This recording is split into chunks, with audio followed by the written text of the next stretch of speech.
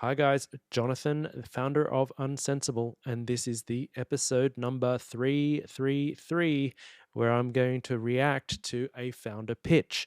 If you haven't seen episode 1 and 2, I'll link it in the description below. Originally, these pitches were made at a Founder Institute event on Zoom, on which I was a panelist, along with Andrew Stotz, who is an investment analyst, founder, and author. Facilitating the session is John D Evans CFA, who is one of our strategic partners. John is an investment banker, ex-investment banker, finance lecturer, and all-round smart guy. The format for the original session was a 4+4, a 4-minute pitch, 4-minute Q&A. It is a super tight format, so I want to unpack a lot more here in the reaction series so you can see a fuller analysis of what we were thinking about. I'm leaving the Q&A session in place so you can see the original feedback from Andrew and myself. So in the words of Elvis Presley, a little less conversation, a little more action, please. Let's get into it. Lucky last in his pitching his startup, Securter, is Steve Epstein. My name is Steve Epstein, and my company is Securter System Inc., developing a payment system to help online merchants to reduce. Okay, so this is the classic make the opening slide work for you comment. Front cover should, say exactly what your business does. He does have an image on there, which is slightly helpful, but, a very clear, crisp value proposition here because this space is like very big. Online payment fraud by utilizing most advanced technologies and proven payment methods. Card not present CMP fraud, it's a massive problem for online merchants and buyers alike. Okay, so I like that he's gone straight into the problem. This is great. I would just simplify again this, maybe visualize it, just make it a little bit prettier, and then probably don't need too much explanation of things like card not present fraud. Maybe it's you have card not present fraud, and then you have the dollar amount every year, for example. Something along those lines would just make this like I can recognize it immediately when I see it at a glance. Criminals obtaining credit card information through hacking, scheming, phishing, leading to various of issues like fraudulent chargeback fees, false positive declines rates, loss of customer trust, and high PCI compliance costs. Our most advanced security feature on the cardholder side integrates EMV payment method, enabling cardholders to tap their chip-equipped credit or debit cards on their cell phones. This technology makes it difficult for fraudsters to obtain and use stolen credit card information online. It also mimics physical presence of the cardholders in front of the merchant, and it's a patent-pending technology already at national phase. So this is kind of interesting, right? They're using the NFC reader on a mobile device to emulate, the card presence at a merchant's terminal. So this is this is really interesting, but the way it's been told is it could be punchier because I don't think everyone realizes right away what they're kind of doing here and why this is so impressive. So this is cool. It's just got to be made to sound cool. Our solution incorporates AI tools to reduce fraud, 3DS2 protocols for enhanced user authentication, and payment system that is compatible with the existing payment process. Yeah, this is okay. I mean, it's a bit of a features slide. I don't know whether this slide is entirely necessary in the format that it's in. Maybe you're better off saying, some the benefits. This is what this is how this will help the merchant. Our KYC service offers user verification, and merchants panels provides insightful reports. Companies like MobiWave, acquired by Apple, Global Payments in a partnership with MasterCard and NMI, developing tap-on-phone technology enabling car merchants to accept payments on their cell phone devices. In contrast, they offer tap-on-phone technology, allowing car holders to make online payments. Other competing technologies in the market are utilized by payment wallets like Apple Pay, Google Pay, and others. Securter, similar to Signified, Riskified, and other companies, but I mentioned previously, they are also focused on adding security features on the car holder side. They compete in the growing digital payment market. I think with that slide, he's trying to tell a USP, a unique service proposition story. It's not coming through, but yeah, there's something there. He's trying to tell that USP story, but it's not coming through. And I think if you can't crack it, I think maybe best just to leave it out, because now you've got all this like the competitors doing 2 slides of, well, this is what the competitor's doing, but I'm not clear about what the message I'm taking away from that is. Is it projected to grow to 5.8 trillion by 2030? Also, fraud detection and prevention market is projected to grow to 183 billion by 2030. Securter successfully integrated with a major payment service provider, signed few pilot agreements, and they continued the extension development for WooCommerce plugin, and formed a strategic partnership with a major credit reporting agency. Yeah, this is, I mean, it's basically, that was the traction slide. Just call it a traction slide.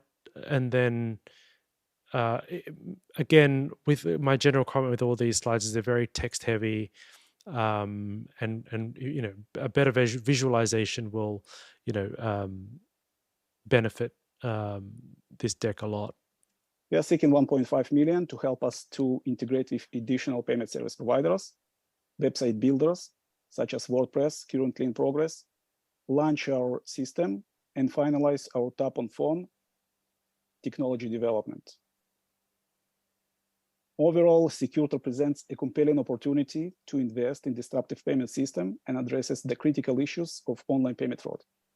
Thank you, and open to the questions.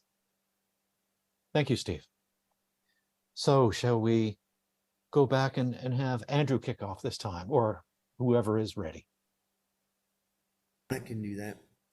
What would be revenue in, let's say, I don't know, 2025 or 26 with this that you're expecting? Yeah, our revenue in year 3, it's going to be around 77 million, based on our financial projections. And let me ask you another question, which is, you talked about the competition. What was your purpose of discussing the competition on that slide? Yeah, you see, so he's kind of, that's kind of triggered something in him as well. It was really unclear as to why that point was raised.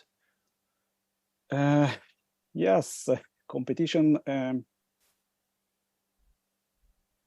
It's all about reducing fraud for online merchants. And we compete in companies which focusing on the merchant side.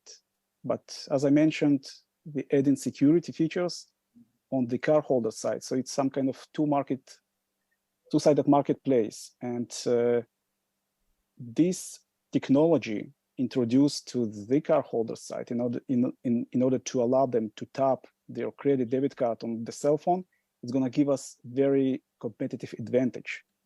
Okay, so there you go. He said it there. So the key here is that on a two-sided market, and I would almost argue there's more than 2 sides, because you've got merchants, you've got consumers, but then you've also got payment processors themselves, like Stripe. So these types of technologies can be integrated into at multiple levels. And his story here is that their focus and their USP, unique service proposition, is they're focused on the consumer side. So you have to physically tap your card to prove that it's that you're a legitimate buyer. So that story could be told a little bit better and a bit clearer. Does that mean that you have a device that you're manufacturing? Or what No, is it? not at all. We actually transforming.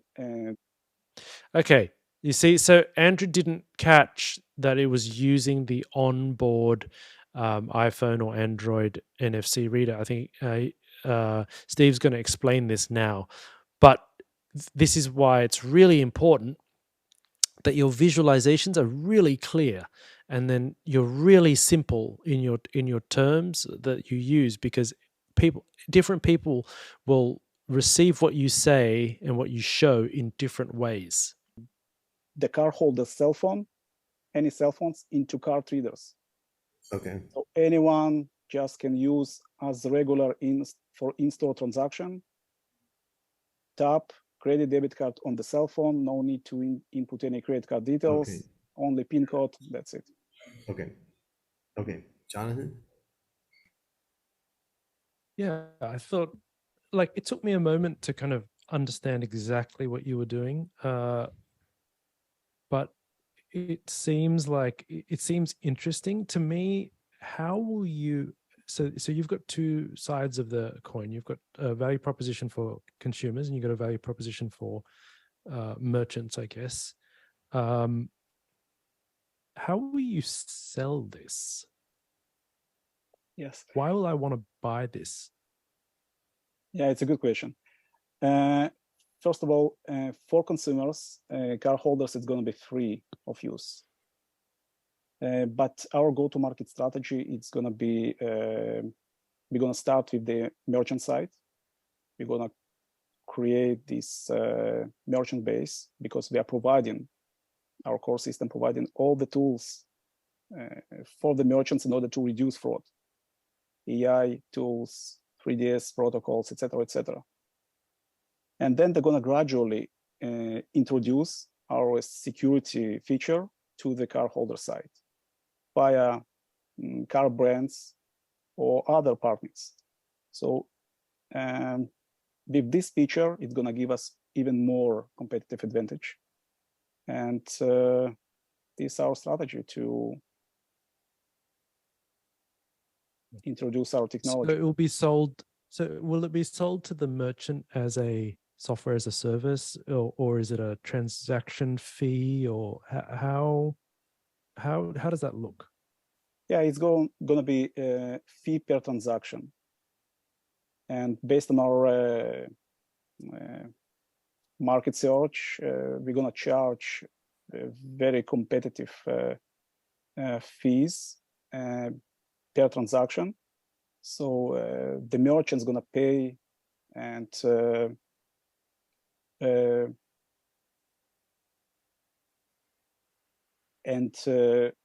be protected from this type of fraud, online fraud. And their chargeback fees, based on our research, it's going to drop down from 10% to, I can show you, to 0.1. So it's going to be a very valuable proposition to the online merchants, and even to cardholders in the future. They don't need to share any credit card details with any third party, and it's going to be more convenient for them as well. Okay, so this is like trying to get to that distribution problem, and again, knowing that this is a B2B sale, sales cycles take a long time. Selling this direct to merchants is tricky, is hard. There's a story here that is very sound, And what I'd want to bring out here is, selling B2B SaaS, it's going to be like a lot of it's going to be partnership led, and selling it into, the banks, for example, so that they push it to their kind of merchants, or selling it to the Visa and MasterCard, for instance, so that they push it to their merchants.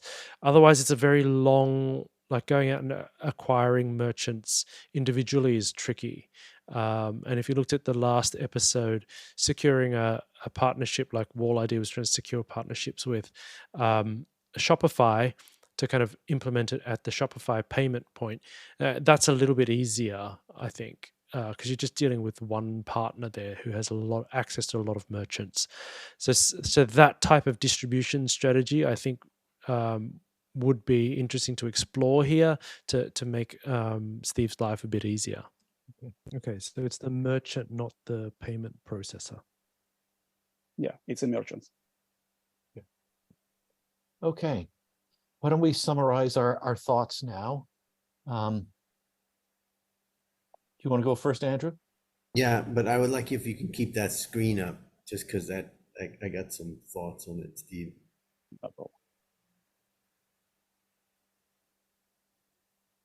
Let's go back to the beginning, first page.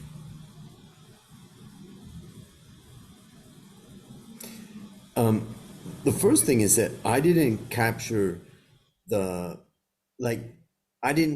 pain and the story here on that first slide.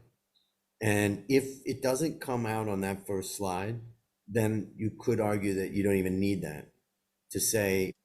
There's that comment again that keeps coming up. Make that front cover work for you. And then Andrew used the word pain very specifically. Again, that's kind of your hook and your kind of customer insight. So that should really, this is feedback that we see a lot about the front page. The company, say it's a pitch deck, Toronto, Canada, the name of the company. Probably not necessary. I want to see the pain, and okay, go to the next one.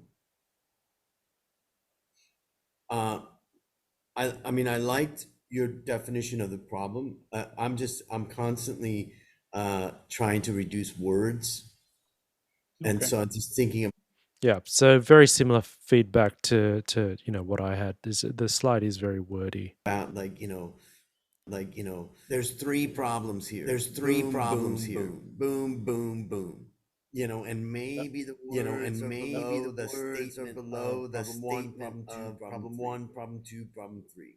And I just think that could help. And I just think that could help. Next page. Makes sense. When I saw this page, I got confused. That's why I asked you about. That's why I asked you about. Well, first of all, I think. Did you reference what EMV? Did you reference what EMV in the prior page? I can't remember. No.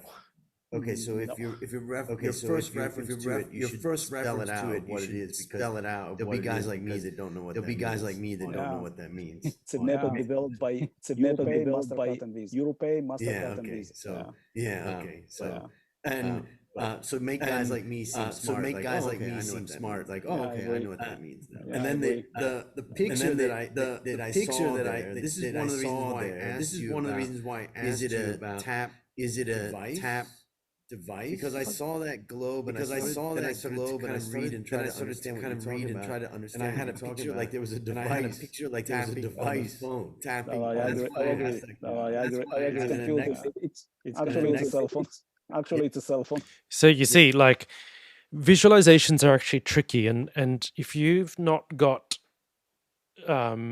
this to me looks like potentially it's a mixture of like stock illustrations brought together. For this type of stuff, like, there are certain things you should spend on from a graphic design visualization standpoint. And even if you're a startup, some key visuals you should get properly designed, because it explains your product. And you see here, Andrew's gotten tripped up with the visualization. that could potentially be an expensive mistake, right? Because imagine if this wasn't being pitched and this was like Andrew was like a VC skimming through this in his email. He'd skim through this, and they're going to give you 2 minutes, right? VCs will typically take about 2 minutes to review your deck if they're going to review it at all. If they're confused here about the graphic, they might just think, "Oh no, we're not interested in hardware," and they'll bypass you. So spend the money. You don't have to spend the money like on everything, but for certain key visuals, spend the money to get like a good visual that describes what you're doing drawn. Yeah, I didn't, and it's just so little time when you're looking at it that let's just look at keep going. This was a good page. Yep. Yeah. So Andrew liked this page. I think it's okay, but focus more on the benefits rather than the features. A lot. Now, remember, I asked you about this page. Why are you showing this? Now, let's say that you're showing it to say, guys, this is a very real industry. It's so serious that we've got companies that are getting acquired. And I would just put that at the top, right? If you said the competition is proof that there is value here. Something like that. But you really want to make sure that you don't want to talk about all that without really having a clear message. So I don't want to go on, but those are some of my points, and I'll let Jonathan take over. Hey, Steve. Yeah, so for me, it was very much a founder, like a product person's deck. So I could tell whoever built this deck is very close to the product. Yeah. So this is a classic engineer's deck. So, decks tell us a lot. I can read like between the lines on a deck, and I can generally understand like who wrote it, what their intentions were, and what's missing. Are they trying to hide something? Are they trying to play something up? So decks tell us a lot, and so one of the key things I pulled out of this was this deck was definitely built by a product person. This person was definitely an engineer. And is that true? And is that true? Maybe. Yeah. Maybe. So it reads like that. There's a lot of engineering terms. Yeah, so it reads like that. There's a lot of engineering terms, and for normal stuff that you're very close to, we're kind of sitting here going, for normal people, what is it? We're kind of sitting here going, okay, but what is it? What's the problem? And what problem are you solving for? And what problem didn't really hit me straight away? But then once I kind of really got it straight away, okay, this is kind of interesting. But then once I kind of, so I would just say, oh, okay, this is kind of interesting. So I would just say, as always, few words minimize words, and then really few words as possible. And then really tap into that. What's that story? Andrew likes characters. Characters are great. But Andrew mainly what people characters are great. Narrative arc. Mainly what people are looking for is this narrative arc. What's the mission? Who's the protagonist? What's the mission? Who's the protagonist? Antagonists? Who are the bad people? What challenges you have to overcome? Antagonists? Who are the bad people? That's basically what challenges you have to overcome. The arc that everyone's looking for. That's basically the and so it would be everyone's looking for. And so do it again. I would kind of just strike out. Do it again. I would start with. Start with as many words. Start with and just write the title. Start with a blank slide, and in the title, just write the title. Exactly your story, and in the title, and I think exactly your story. A great place to start. And I think that's a great. So let me unpack that a little bit, because I was answering on the spur of the moment, and I didn't have time to think it through. But what I mean by narrative arc is, and antagonist and protagonist is, you always want to make the consumer the hero or the merchant the hero, whichever way you choose to pitch it. And then, Securter in this scenario is, the Master Yoda helping Luke, the consumer, get onto his, state of future success, right? So even if you don't have real characters, your brand is a character, the bad guys are a character, and then the consumer and merchants are characters in the story.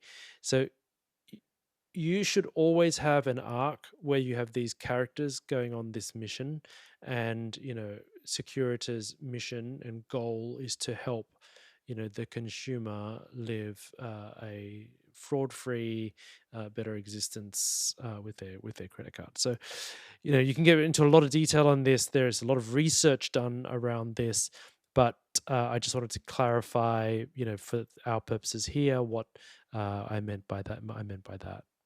So otherwise, like, a very solid presentation from Steve, and with some amendments, I think this product has reasonable legs to scale. I think the focus at the moment is partners in Canada, but it looks like this type of technology could scale globally. So good luck, Steve. I'm rooting for you, and I'm looking forward to seeing what you do. Was that reaction video useful to you? If you're following along on YouTube, hit the like, subscribe, and bell icon to get alerted when we upload more pitch reviews. Even better, share it with a founder. Spread the love. If you're watching on our website, subscribe to our email newsletter for updates. I'm Jonathan. Thank you for coming to my TED Talk. See you in the next one.